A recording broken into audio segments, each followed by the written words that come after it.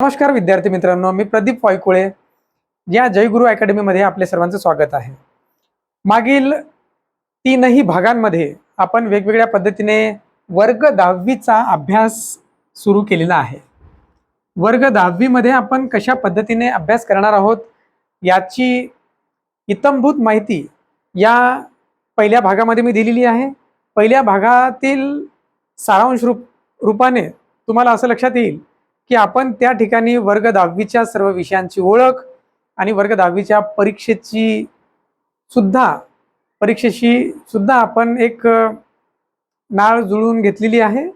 म्हणजे परीक्षा आणि अभ्यास याचा एक सुरेख संगम साधलेला आहे पहिल्या भागामध्ये. दुसऱ्या भागामध्ये आपण बघितलंय की कशा पद्धतीने आपण इंग्रजी विषयातील पहिली कविता आणि इंग्रजी विषयाचा अभ्यास का करायचा आहे याबाबत बघितलंय.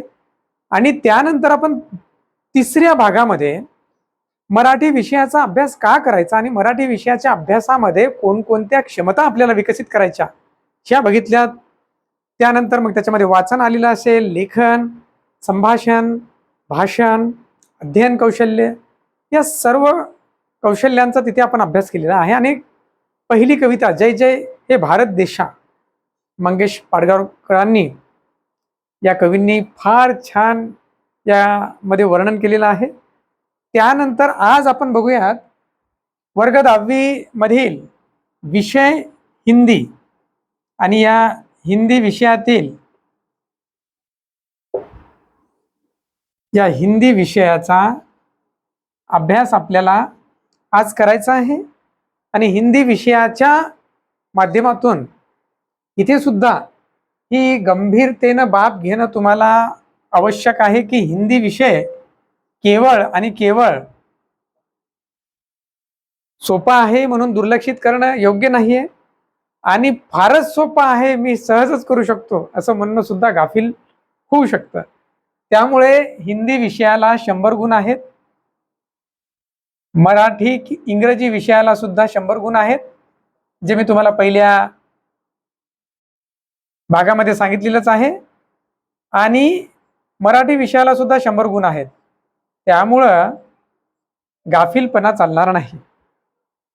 आपल्या हाती 100 गुण आहेत आणि 100 गुणावर आपल्याला लक्ष केंद्रित करायचंय. बघा, हिंदी विषयाची तोंड ओळख म्हणून मी त्या दिवशी तुम्हाला विषयाभिमुख चांगल्या पद्धतीने तुम्हाला बऱ्याचशा गोष्टी तुमच्या संकल्पना क्लिअर केल्या. मग हिंदी विषयातील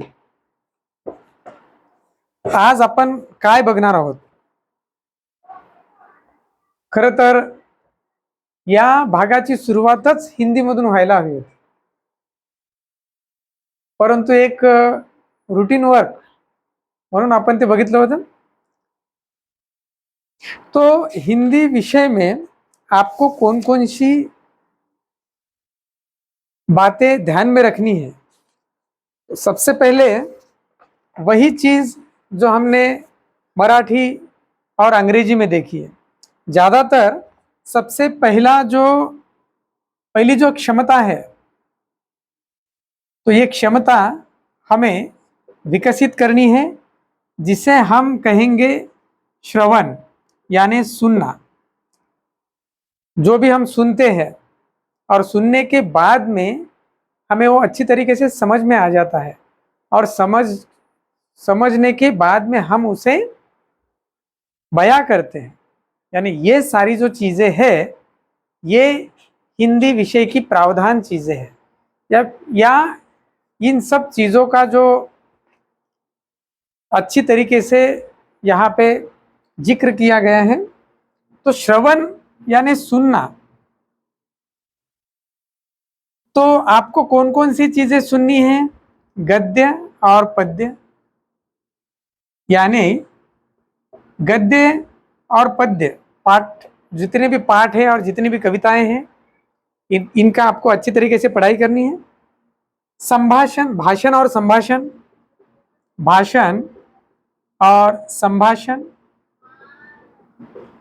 ज़्यादातर हम जहाँ भी जाते हैं, एक तो हम एक दूसरे से बात करते हैं, वो संभाषण हुआ, या फिर माइक में सबके सामने आप बात करते हो, सभी से बात करते हो, लेकिन अकेले बात करते हो और सभी सुनते हैं, उसे हम भाषण कहते हैं। तो हमारे विचार वहाँ पे प्रकट होते हैं, हमारी भावनाएं, हमारी जो भी हमें क्या, हमारे विचार कौन से प्रकट करने हैं, कौन से विचार सभी को देने हैं, ये हमारे हाथ में है। थर्ड, तीसरे नंबर पर है वाचन। वाचन यानी यहाँ पे भी हमें पढ़ना ही है, यहाँ पे पढ़ना है, सुनना है, और यहाँ पे वार्तालाप करना है।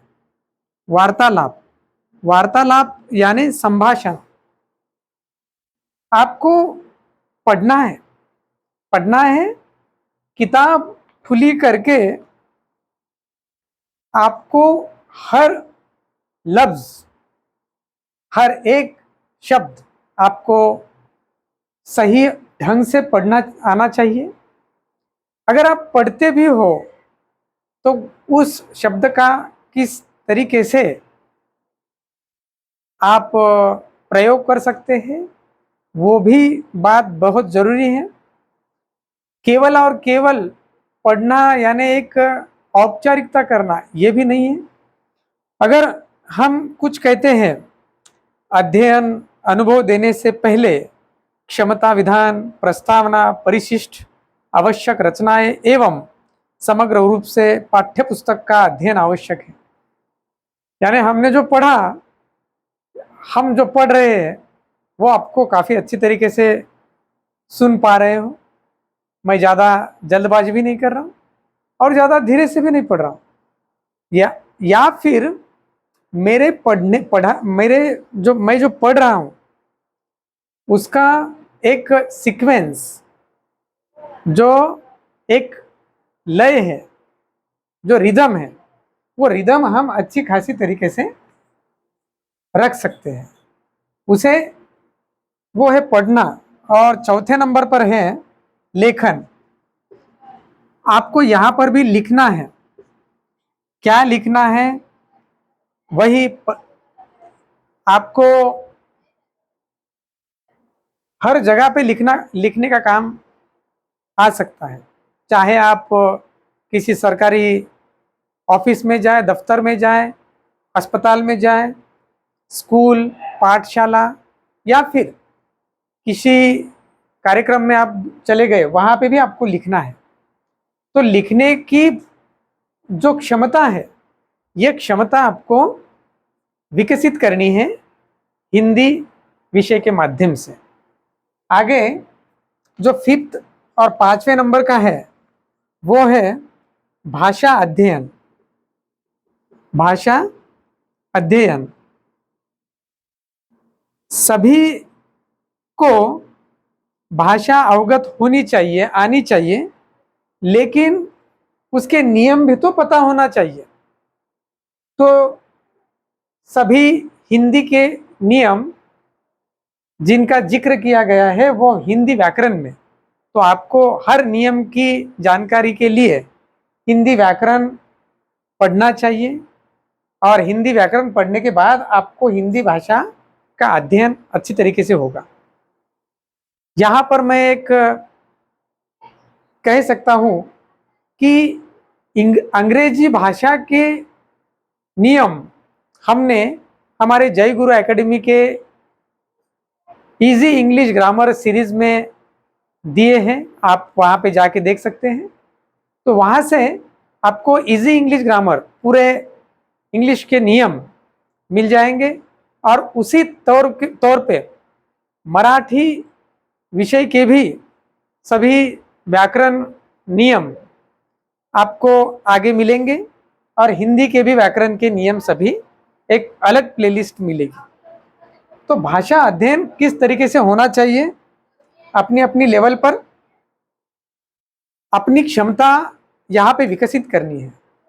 पहली कक्षा का छात्र अच्छी तरीके से पढ़ नहीं पाएगा, लेकिन 10वीं कक्षा का छात्र पहली कक्षा से 10 गुना ज़्यादा अच्छी तरीके से पढ़ना चाहिए अगर वो 10 गुना ज़्यादा पढ़ नहीं सकता तो इसका मतलब है वो उसकी क्षमता विकसित नहीं हुई है। उसके बाद अध्ययन कौशल्य, छठा अध्ययन कौशल्य। आपको जो आप हिंदी में पढ़ रहे हो उसका अध्ययन होना चाहिए। अध्ययन यानी उसे अच्छी तरीके से समझना। मैं आपको हमारे जय गुरु एकेडमी के माध्यम से हर एक विषय पर वार्तालाप कर रहा हूं इस वीडियो के माध्यम से। अगर आप ये समझ पा रहे हो तो इसका मतलब है आप अध्ययन कर रहे हो वीडियो देखकर। तो यही सारी चीजें हैं, आपको अध्ययन अच्छी तरीके से हो रहा है। तो हम पहली कविता का पठन करेंगे। किस तरीके से? पहली कविता पहली कविता है हिंदी विषय की, भारत महिमा।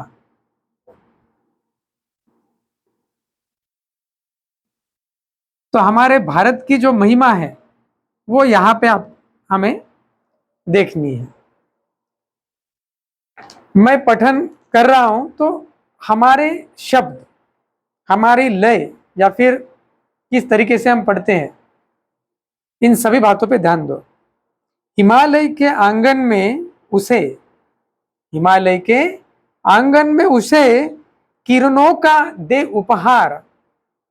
उषा ने हंस अभिनंदन किया और पहनाया हीरक हार। जगे हम लगे जगाने विश्व, जगे हम लगे जगाने विश्व, लोक में फैला फिर आलोक। यौमतम पुंज हुआ तब नष्ट, अखिल संस्कृति हो उठी अशोक। विमल वाणी ने वीणा ली, विमल वाणी ने वीणा ली, कमल कोमल कर में सप्रीत। सप्त स्वर सप्त सिंधु में बैठे, सप्त स्वर सप्त सिंधु में उठे, छिड़ा तब मधुर साम संगीत। विजय केवल लोहे की नहीं, धर्म की रही धरा पर धूम। भिक्षु होकर रहते सम्राट, दया दिखलाते घर घर घूम।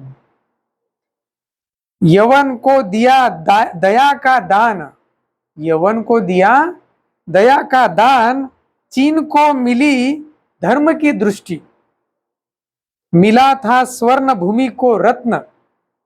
शील की सिंहल को भी सृष्टि, किसी का हमने छीना नहीं, किसी का हमने छीना नहीं।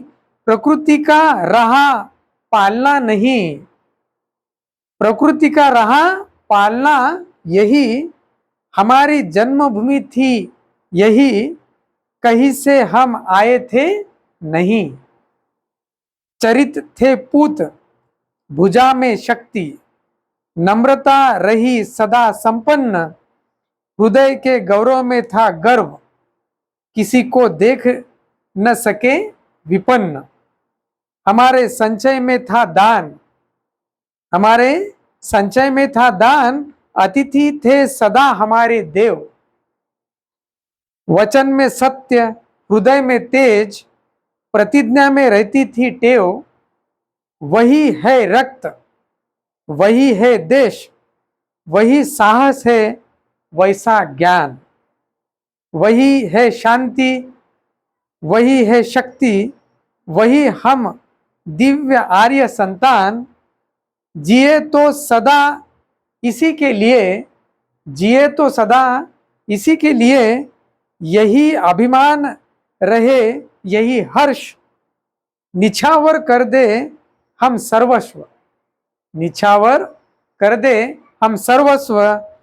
हमारा प्यारा भारतवर्ष। तो यहाँ पर आप सभी ने कविता का पठन सुना। आगे इस पर हम ज़्यादा